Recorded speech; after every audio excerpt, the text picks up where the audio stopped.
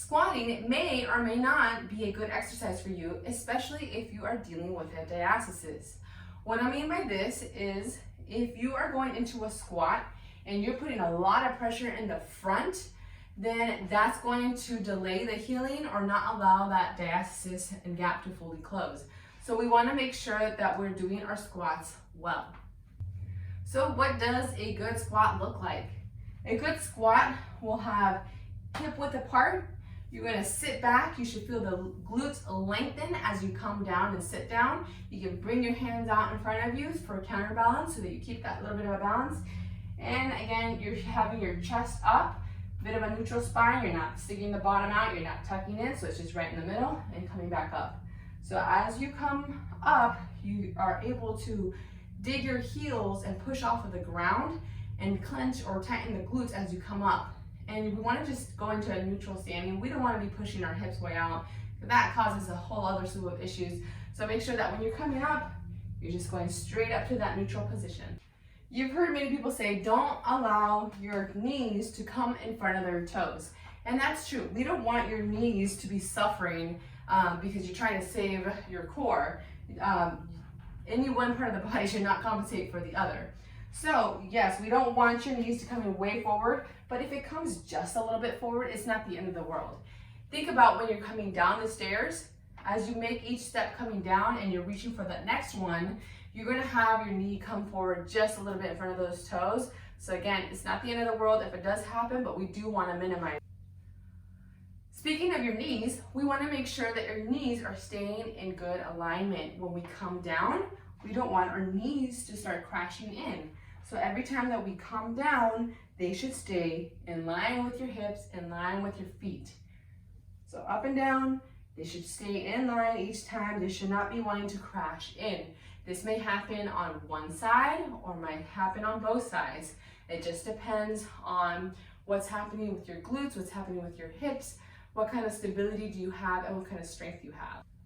So we touched on this already, but making sure that you're not putting too much pressure on the front of the abdominals is extremely important, especially if you're trying to heal or close that gap of the diastasis. So when you do that, you want to make sure that you're not overarching or creating your pelvis to go into a tilt each time that you go down.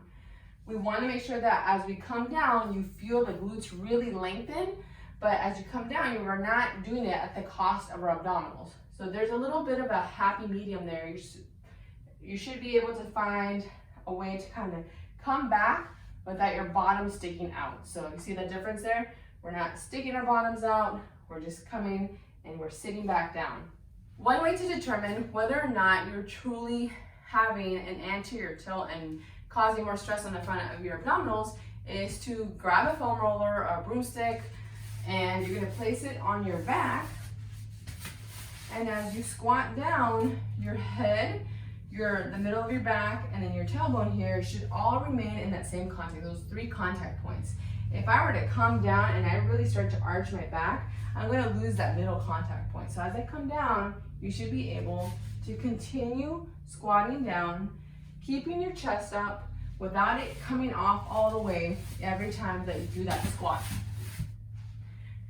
And finally, we'll want to make sure that we're not tucking our pelvis underneath. So as we come down, we're not trying to tuck our tail underneath us. When we do that, we automatically kind of shift our knees forward, so that one's very difficult to do. So oftentimes, if you are showing that your knees are coming way over the front of your toes, then chances are you are tucking your pelvis underneath you as well. So there you have it. Squats is something that you can do if you have a diastasis, if you are able to maintain good form. So make sure that you're not letting those knees go forward, we're not letting those knees crash in, we're not putting a lot of pressure in the front, and we're not tucking our bottoms under. If you can perfect that form, then you can definitely do squats during healing a diastasis. The other important part about this is squats is a very functional activity. We do this in our everyday lives. We do it when we pick up our children, when we go down to pick up toys and clean up. We're doing it constantly throughout the day when we take a seat. Even going to the bathroom, that's a squatting position right there. So making sure that you can do a squat well will help to heal your diastasis quicker.